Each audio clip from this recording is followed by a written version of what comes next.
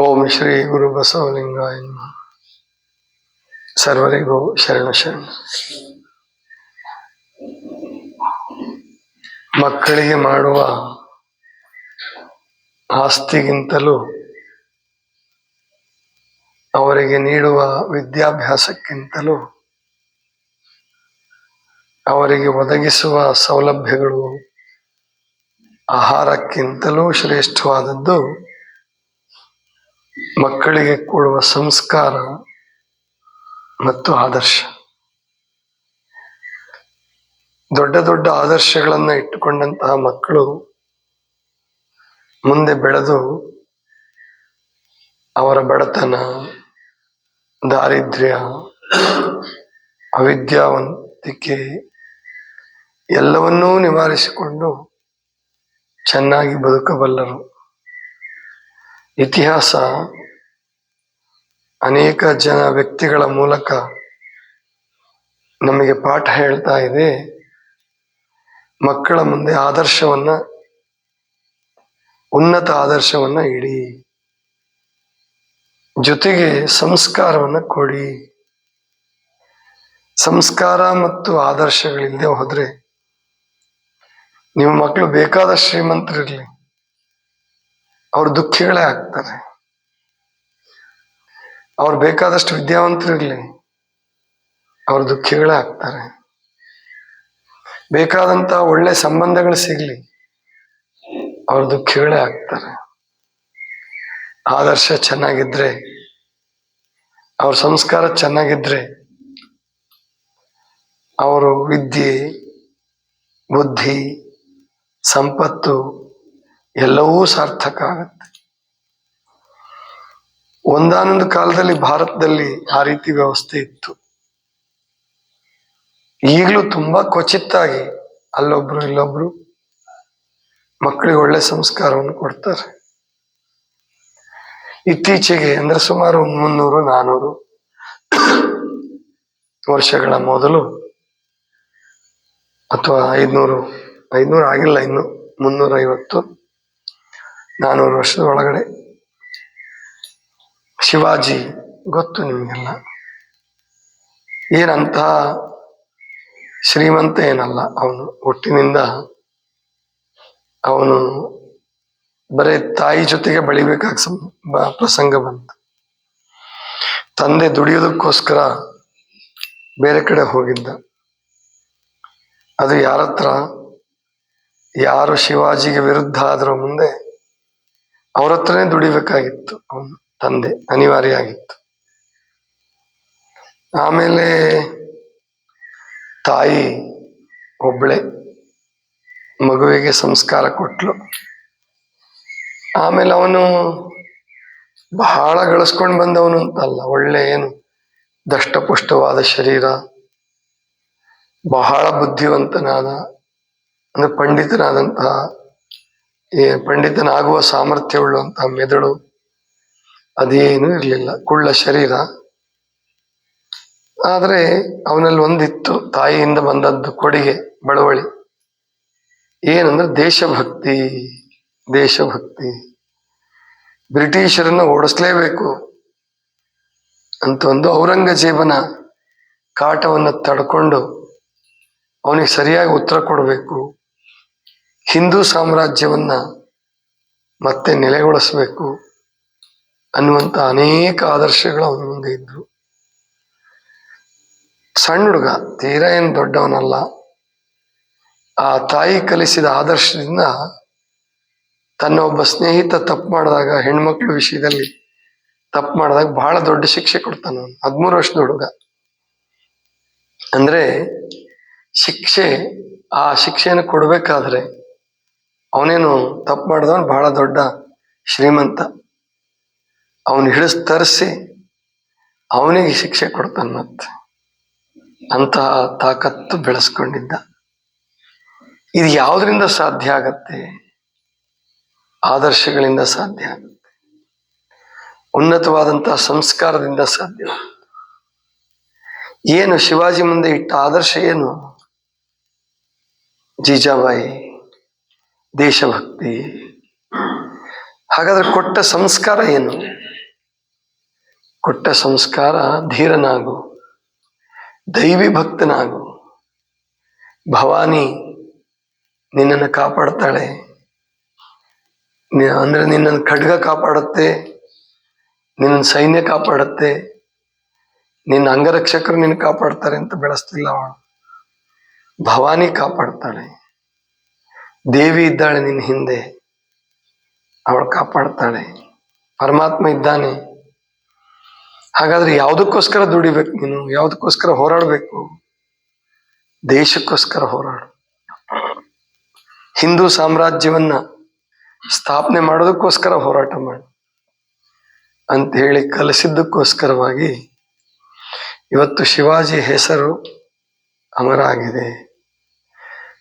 ಅದರ ಅರ್ಥ ಎಲ್ಲರೂ ಶಿವಾಜಿಗಳೇ ಆಗಬೇಕು, ಎಲ್ಲರೂ ಮಹಾರಾಜರೇ ಆಗಬೇಕು ಅಂತಿಲ್ಲ. ಶಿವಾಜಿಗಿಂತಲೂ ಚೆನ್ನಾಗಿ ಬದುಕಿದ, ಶಿವಾಜಿಗಿಂತಲೂ ಪರಾಕ್ರಮಿಗಳಾದ, ಶಿವಾಜಿಗಿಂತಲೂ ಶ್ರೇಷ್ಠ ಸಂಸ್ಕಾರವುಳ್ಳಂತಹ ಅನೇಕ ಜನರ ಹೆಸರು ನಿಮಗೆ ಗೊತ್ತಿಲ್ಲದೆ ಇರಬಹುದು. ಇತಿಹಾಸವು ಅವ್ರನ್ನ ಮರೆತು ಬಿಟ್ಟಿರಬಹುದು. ಆದರೆ ಅವರ ಬದುಕು ಅವರಿಗೆ ಆನಂದವನ್ನ, ಸಂತೋಷವನ್ನ ಕೊಡ್ತು. ಯಾವುದೇ ತಾಯಿ ತಂದೆ ತಾನು ಕೆಟ್ಟವನಾದರೂ ಕೂಡ, ತಾವು ಕೆಟ್ಟವರಾದರೂ ತಾಯಿ ತಂದೆಗಳು ಬಯಸೋದು ನಮ್ಮ ಮಕ್ಕಳಿಗೆ ಒಳ್ಳೇದಾಗಬೇಕು, ನಮ್ಮ ಮಕ್ಕಳು ಸಂತೋಷವಾಗಿರ್ಬೇಕು, ನಮ್ಮ ಮಕ್ಕಳು ಒಳ್ಳೆ ಹೆಸರು ತಗೋಬೇಕು.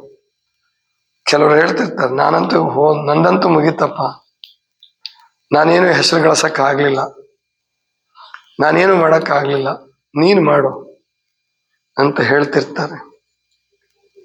ಹಾಗಾದ್ರೆ ಏನ್ ಮಾಡಬೇಕು ಅಂದ್ರೆ, ಅಂತ ಒಳ್ಳೇದನ್ನ ಮಾಡಬೇಕು ಅಂದ್ರೆ ಅವ್ರಿಗೆ ಏನ್ ಕೊಡ್ಬೇಕು? ಅವರು ಸಂಸ್ಕಾರವನ್ನು ಕೊಡಬೇಕು, ಆದರ್ಶವನ್ನು ಮುಂದಿಡಬೇಕು.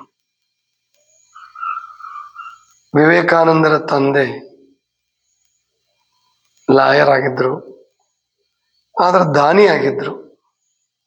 ಬಡತನ, ಅವ್ರಿಗೂ ಕೂಡ ಬಡತನನೇ, ಏನ್ ತುಂಬಾ ದೊಡ್ಡ ಲಾಯರು ಸಿಕ್ಕಾಪಟ್ಟೆ ಬರ್ತಿತ್ತು ಅಂತ ಹಂಗಿಲ್ಲ. ಆ ಬ್ರಿಟಿಷರ ಕಾಲ ಸರಿ. ಆದ್ರೂ ದಾನ ಮಾಡೋದು. ಒಂದು ಆಣೆ ಇದ್ರೆ ಅದ್ರಲ್ಲಿ ಅರ್ಧ ಆಣೆ ದಾನ ಮಾಡೋದು. ಇಲ್ಲ ಕೆಲವು ಸಾರಿ ಒಂದ್ ಆಣೆ ಇದ್ರು ಒಂದ್ ಆಣೆನೂ ಕೊಟ್ಟೆ ಬಿಡೋದು. ವಿವೇಕಾನಂದರಿಗೆ ನರೇಂದ್ರ ವಿವೇಕಾನಂದ ಆಗಿಲ್ಲ, ಅಪ್ಪನ ದಾನದಿಂದ ಸಿಟ್ಟು ಬರ್ತಿರ್ತಾನೆ. ಯಾಕೆ ಕೊಡ್ತಾನೆ? ಅದು ಯಾರು ಕೇಳಿದ್ರು ಕೊಟ್ಬಿಡೋದು. ಅವರೇನು ಒಳ್ಳೆಯವರಾಗಿರ್ಬೇಕು ಅಂತ ಇಲ್ಲ. ಕೆಲವು ಸಾರಿ ಚಟಗಾರರಿಗೂ ಕೊಡ್ತಿದ್ರು. ಬೀಡಿ ಸೇದೋದು, ಹುಕ್ಕ ಸೇದೋದು, ಆ ಕಡೆ ಹುಕ್ಕ ಸೇದೋದು ಅಂತ ಇರ್ತದೆ, ಅಂಥವ್ರಿಗೂ ಕೊಟ್ಬಿಡೋರು. ಸ್ವಾಮಿ ವಿವೇಕಾನಂದರು, ನರೇಂದ್ರ ಇನ್ನು ಸ್ವಾಮಿ ವಿವೇಕಾನಂದ ಆಗಿಲ್ಲ, ಅಪ್ಪನ ಮೇಲೆ ಸಿಟ್ಟು ಮಾಡ್ಕೊಂಡು ಕೇಳ್ತಾನೆ ಒಂದ್ ದಿವಸ, ಅಪ್ಪ ಯಾಕೆ ಇಂಥವ್ರಿಗೆಲ್ಲ ಯಾಕೆ ದಾನ ಮಾಡ್ತೀಯ ನೀನು? ನಮಗೆ ಇಲ್ದಿದ್ರು ಯಾಕೆ ಅವ್ರಿಗೆ ದಾನ ಮಾಡ್ಬೇಕು? ಅದು ನೀನು ಬೀಡಿ ಸೇದವ್ರಿಗೆ, ಹುಕ್ಕ ಸೇದವ್ರಿಗೆ, ಅಂಥವ್ರಿಗೆಲ್ಲ ಕೊಡ್ತೀಯಲ್ಲ. ಆವಾಗ ವಿಶ್ವನಾಥ ದತ್ತರು ಒಂದು ಮಾತು ಹೇಳ್ತಾರೆ, ನೋಡಪ್ಪ, ಈ ಜಗತ್ತಿನಲ್ಲಿ ತುಂಬಾ ದುಃಖ ತುಂಬಿದೆ. ನಾನು ಕೊಡುವ ಒಂದು ಅರ್ಧ ನಾಣ್ಯ, ಒಂದು ಆಣೆ, ಒಂದು ಪೈಸಾ ಅವನಿಗೊಂದು 5 ನಿಮಿಷ ಸಂತೋಷ ಕೊಡುತ್ತೆ. ಒಂದು ಬೀಡಿ ಸೇದಿದ್ರೆ ಅವನಿಗೇನೋ ಸಂತೋಷ ಆಗತ್ತೆ. ಆ ಸಂತೋಷ ಯಾಕೆ ಪಡಬಾರ್ದು ಅವನು? ಅದಕ್ಕೆ ನಾನು ಯಾಕೆ ಕೊಡಬಾರ್ದು? ಮತ್ ನನ್ಗೇನ್ ಕೊಟ್ಟಿದೀಯಾ ಅಂತ ಕೇಳ್ತಾನೆ. ನನ್ಗೇನ್ ಕೊಟ್ಟಿದೀಯಾ ಅಂತ ಕೇಳಿದಾಗ ಬಾಯಿಲಿ ಅಂತ ಹೇಳಿ ಕನ್ನಡಿ ಹತ್ರ ಕರ್ಕೊಂಡು ಹೋಗ್ತಾರೆ. ಕನ್ನಡಿ ಎದುರಿಗೆ ನಿಲ್ಲಿಸ್ತಾರೆ.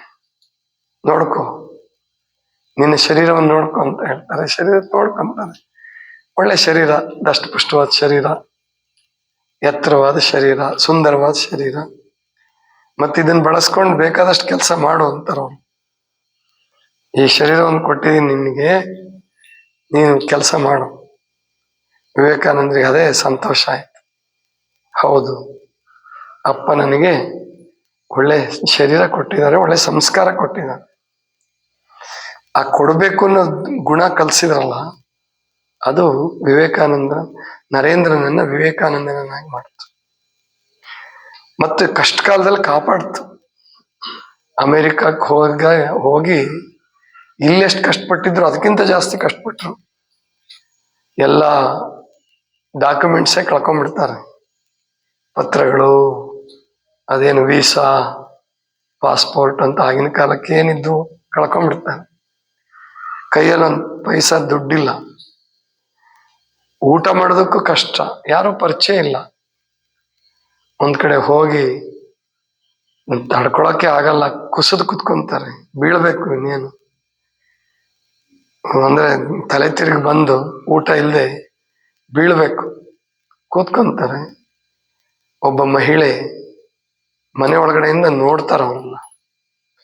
ಅವರೇ ವಿವೇಕಾನಂದನ್ ಕರ್ಕೊಂಡೋಗಿ ಅವರಿಗೆಲ್ಲ ಡಾಕ್ಯುಮೆಂಟ್ಸ್ ಎಲ್ಲ ಕೊಡಿಸಿ, ಊಟ ಕೊಟ್ಟು, ಬಟ್ಟೆ ಕೊಟ್ಟು, ಮತ್ತು ದೊಡ್ಡವರಿಗೆ ಪರಿಚಯ ಮಾಡಿಕೊಟ್ಟು, ವಿವೇಕಾನಂದರು ಅಲ್ಲಿ ಧರ್ಮ ಸಮ್ಮೇಳನದಲ್ಲಿ ಒಳ್ಳೆ ಹೆಸರು ತಗೊಳಕ್ಕೆ ಕಾರಣರಾದವರು ಆ ಮಹಿಳೆ. ಅಂದ್ರೆ ನಾವು ದಾನ ಮಾಡಿದ್ದು, ನಾವು ಕೊಟ್ಟಿದ್ದು, ಒಳ್ಳೆಯದನ್ನು ಮಾಡಿದ್ದು ಎಂದೂ ನುಕ್ಸಾನ್ ಆಗಲ್ಲ, ಹಾನಿ ಆಗಲ್ಲ, ಹಾನಿ ಮಾಡಲ್ಲ. ಕಷ್ಟ ಕಾಲದಲ್ಲೂ ಕೂಡ ಅದೊಂದು ಸುಭಾಷಿತ ಬಹಳ ಚೆನ್ನಾಗಿ ಹೇಳ್ತದೆ.